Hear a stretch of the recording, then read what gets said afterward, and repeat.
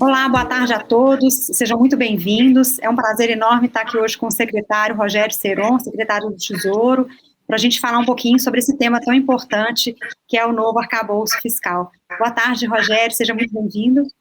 Boa tarde, Rafa. Obrigado pela oportunidade. Estou aqui à disposição para tentar esclarecer dúvidas, trocarmos percepções e ajudar que todos tenham a melhor compreensão possível do que está sendo feito. Bom, esse tema arcabouço, acho que é um dos principais temas do novo governo, né? Desde a aprovação da PEC da transição em dezembro, a gente estava na expectativa da revisão das regras fiscais, né, que foram apresentadas essa semana.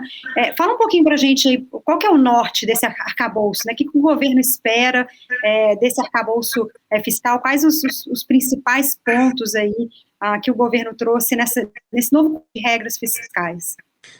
Acho que o ponto central do novo regramento é ele criar, primeiro, continuar tendo um limite para a despesa pública. Então, a despesa ela vai poder variar entre 0,6% e 2,5% real, a depender do comportamento da receita. Então, a depender de quanto ocorrer de variação da receita, ela pode crescer um percentual dessa variação da receita. Então, ela cresce menos do que a variação da receita, que é uma forma de, ao longo do tempo, ter um processo gradativo de melhora do desempenho fiscal. Esse é o centro do regramento. Então, a despesa pública cresce no máximo, nesse primeiro ciclo, 70% da variação da receita recorrente. Isso é muito importante, que isso garante um instrumento que possa perdurar durante 15, 20 anos, e a gente vai cada vez mais aumentando o nosso espaço fiscal, melhorando as contas públicas, melhorando a trajetória de sustentabilidade da dívida pública.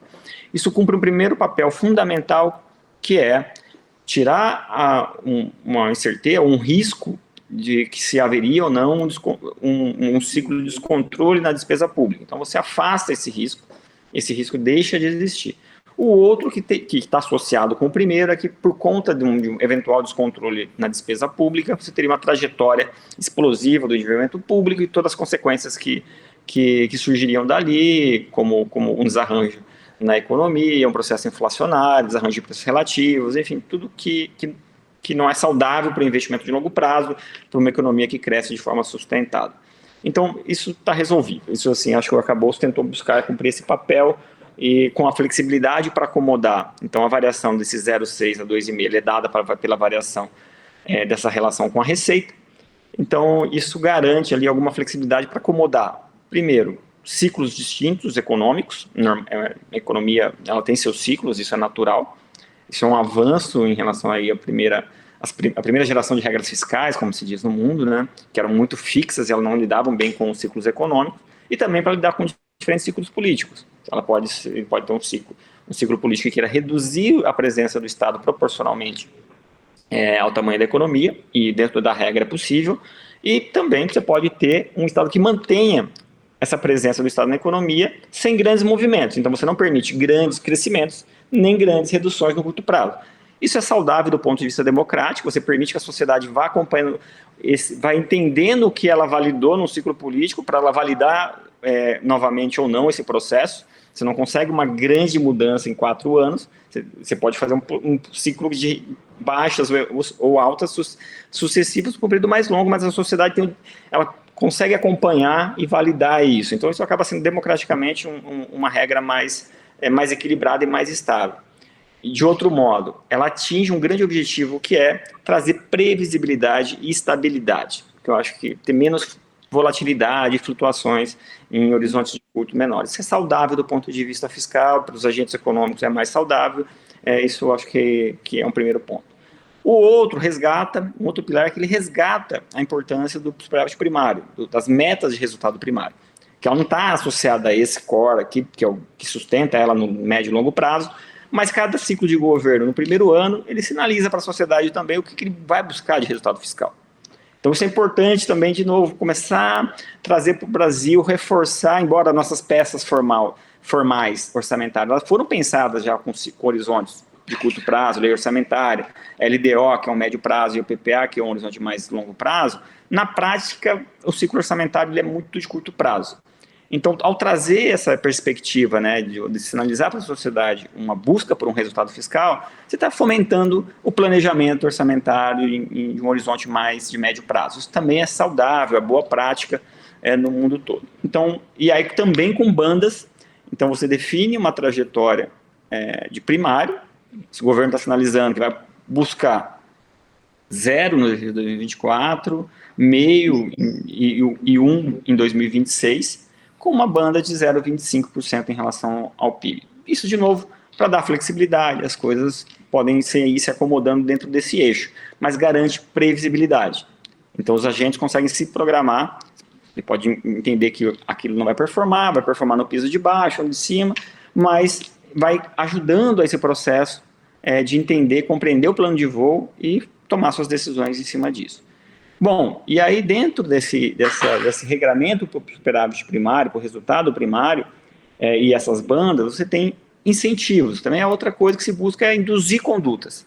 Induzir condutas, então, por um lado, premiar quando o desempenho fiscal é acima do que foi estabelecido, e, portanto, se o resultado fiscal ultrapassar o teto da banda, há um ganho, há um bônus de investimento para aquele governo, ou seja, então já que o resultado fiscal foi maior, uma parte dele, que é o centro da meta até o teto da meta, vai para o pagamento da dívida, para a performance de superávit primário. O que exceder vai como um bônus para investir nos exercícios seguintes. Uma única vez, não se incorpora a base de despesa, nada disso, mas é um incentivo. E também nós colocamos um limite, foi uma coisa que quando nós anunciamos o regramento, o mercado colocou muito claro, sugestões construtivas, olha, se a ideia é trazer um regramento que traga estabilidade, cuidado que pode acontecer desse bônus ter uma receita extraordinária, esse bônus ficar muito grande. E aí isso pode criar uma pressão sobre demanda agregada, um desarranjo que você está buscando evitar. Você está querendo construir um regramento mais estável, tem que tomar cuidado com esses flancos. E aí nós incorporamos também um limite, então ele tem um limite que vai representar em torno de 1/3 do investimento atual, que isso já é algo expressivo, mas é limitado. E ele, então, ficou fixado que o limite desse bônus é de 25 bilhões, ou seja, mesmo que tiver 100 bilhões de resultado extraordinário no ano, ele só pode deixar 25 para investimento.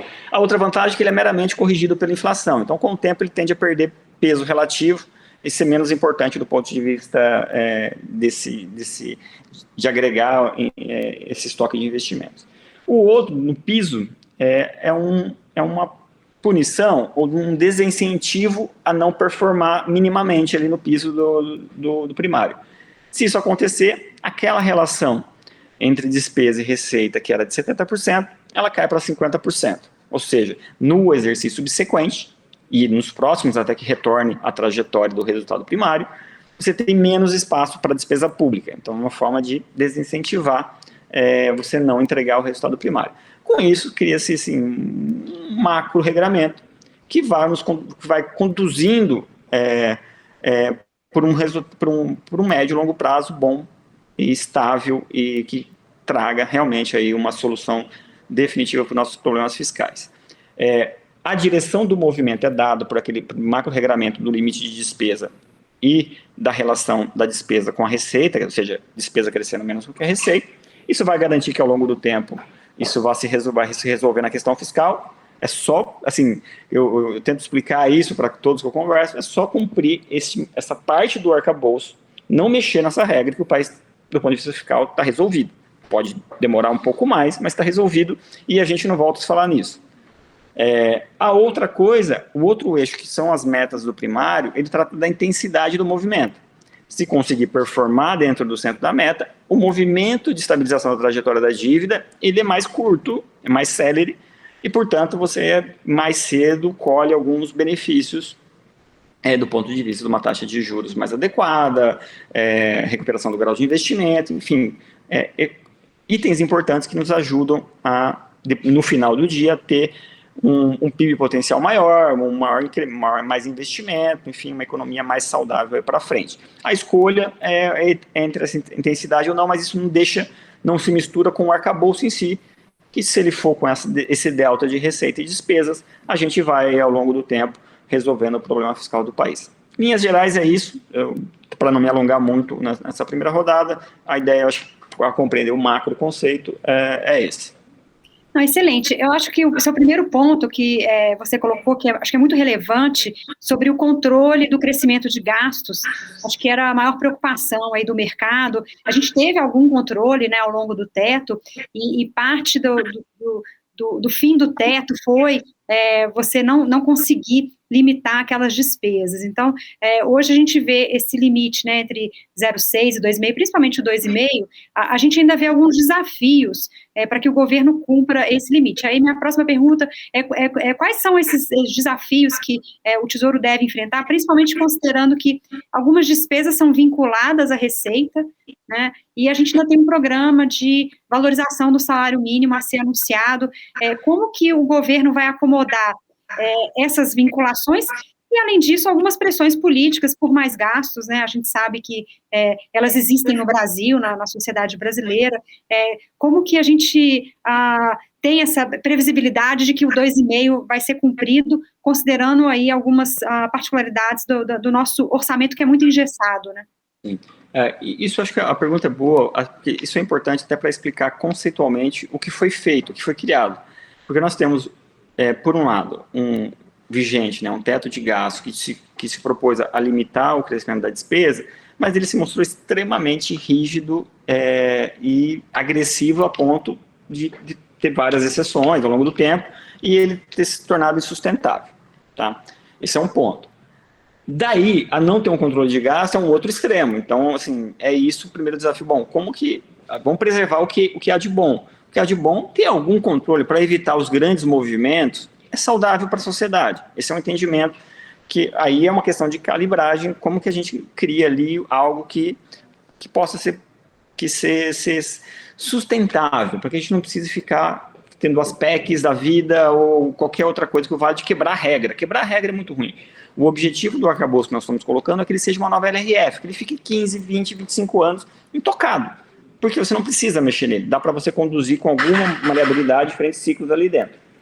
Bom, e como calibrar esse montante? Porque é uma sociedade que demanda do Estado, isso é inegável, a sociedade está aí, democraticamente ela não só elegeu um governo que busca uma reparação social, mas ela demanda, a gente sabe disso, mais serviços de educação, de saúde, é uma sociedade muito desigual, com extrema pobreza ainda, enfim, tem alguns dos grandes desafios sociais aí pela frente. Como conciliar os dois foi um pouco do desafio que nós buscamos atender, uma linha tênue, garantindo aí esse equilíbrio. 2,5% é o nosso crescimento de longo prazo, médio. Nos últimos 30 anos, a economia brasileira cresceu 2,5%, em média, em termos reais.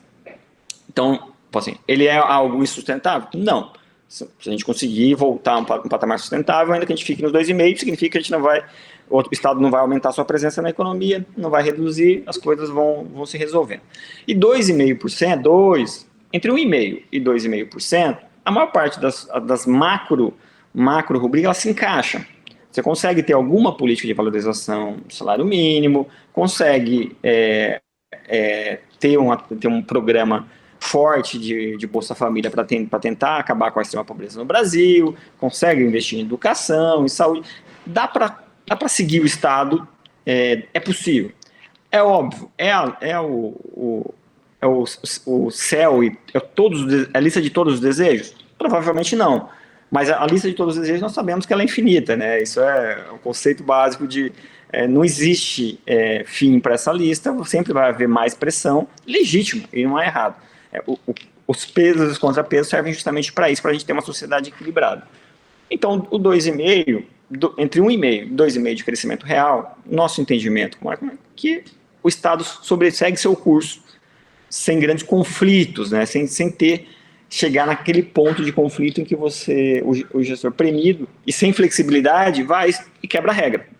Isso que seria o pior do país, porque essa regra, se ela não for quebrada e for mantida essa relação entre receita e despesa, a despesa crescendo proporcionalmente menos do que a receita, nós vamos sair dessa. Nós vamos ir para um outro patamar e a gente vai resolvendo as coisas gradativamente. Se a gente quer resolver as coisas mais rápido, a gente precisa acelerar um pouco, mas pelo menos não quebrar essa macro regra já nos coloca numa situação muito diferenciada.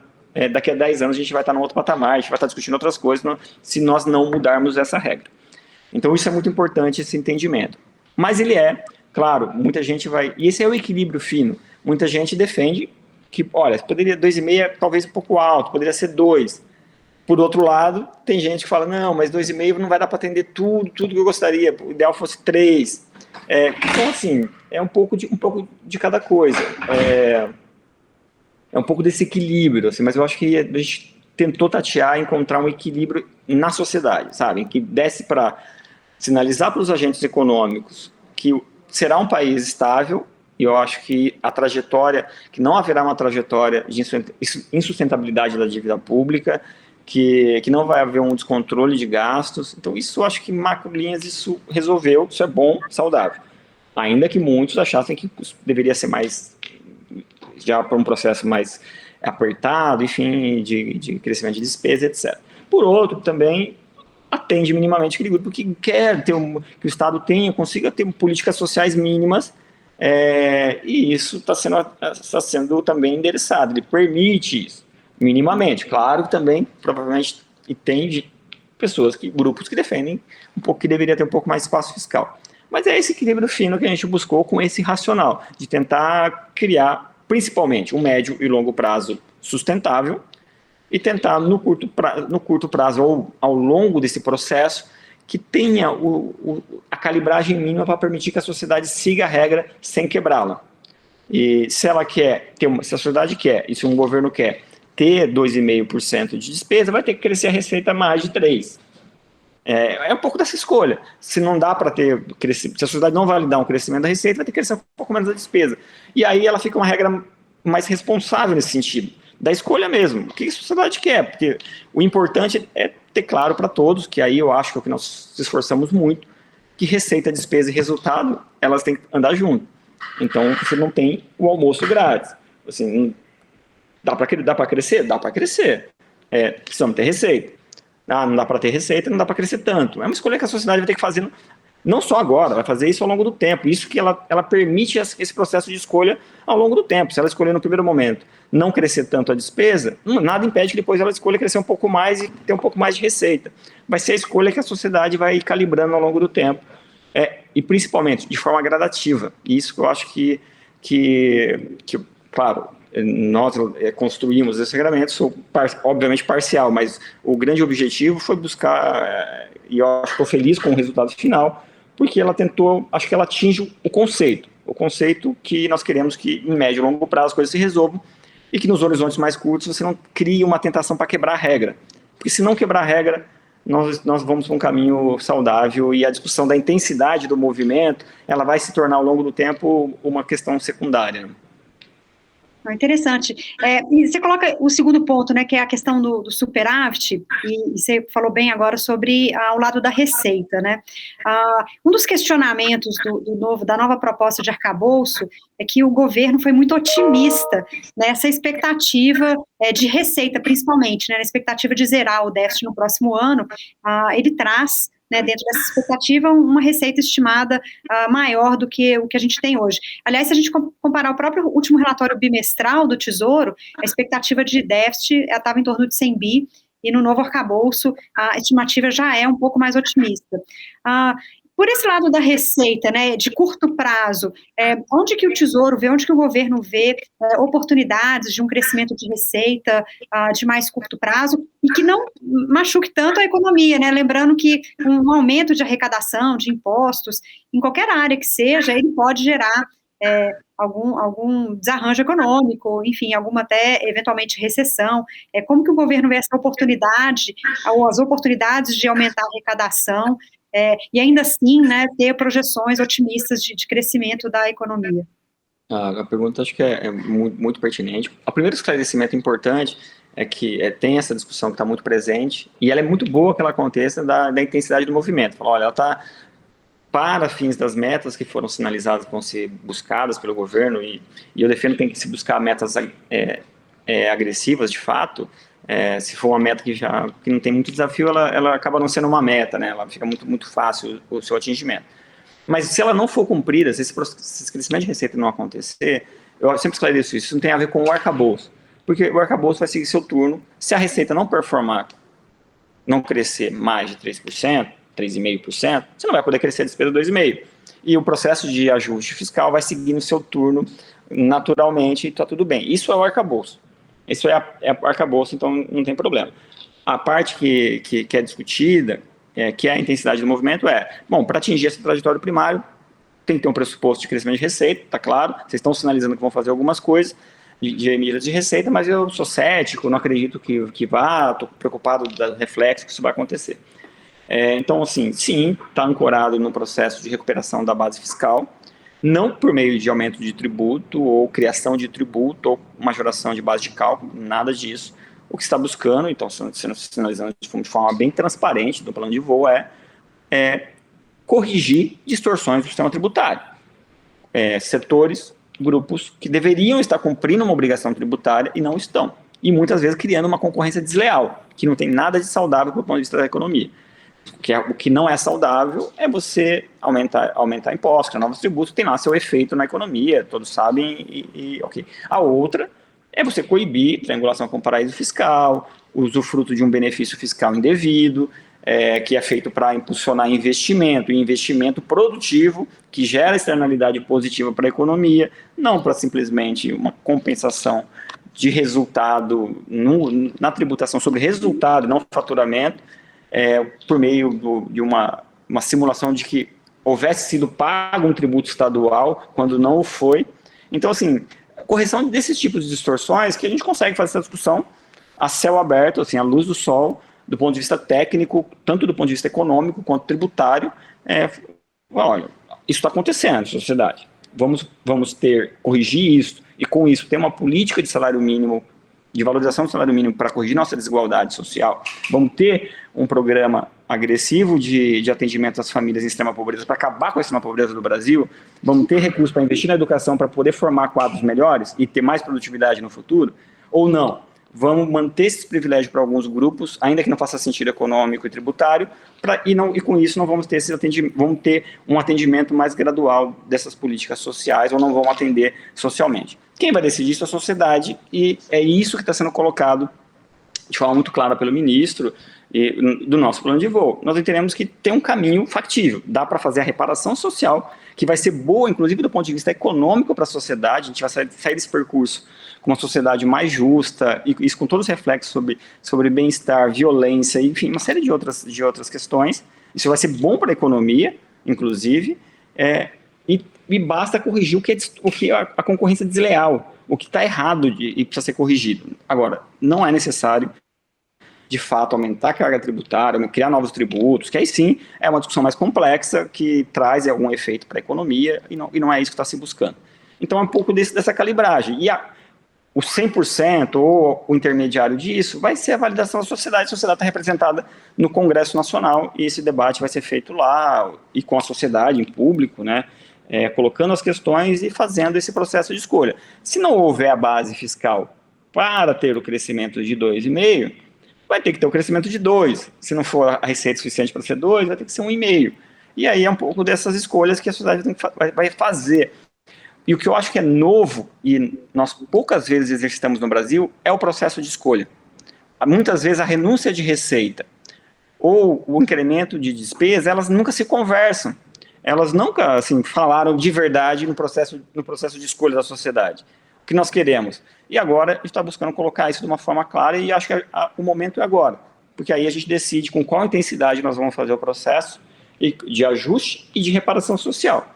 Isso é uma escolha que a sociedade faz, mas de qualquer forma, a despeito dessa discussão ser super importante e relevante, a macro discussão é que o arcabouço fiscal segue seu turno, e seja lá qual for o patamar de receita, ele vai crescer como uma proporção, a despesa cresce como uma proporção da receita, e portanto a gente vai gradativamente melhorando o resultado fiscal ano a ano, e se a gente conseguir blindar socialmente o arcabouço, a gente sai no final desse túnel de uma forma, com uma trajetória sustentável da dívida, com um equilíbrio fiscal, com um grau de investimento. Não importa que não aconteça em 2026, que aconteça num período mais longo, mas você enxerga o horizonte, isso retoma investimento, isso já é o suficiente para os agentes se programarem, e aí a gente segue uma vida muito mais sustentável, equilibrada, previsível, e acho boa para todos, né?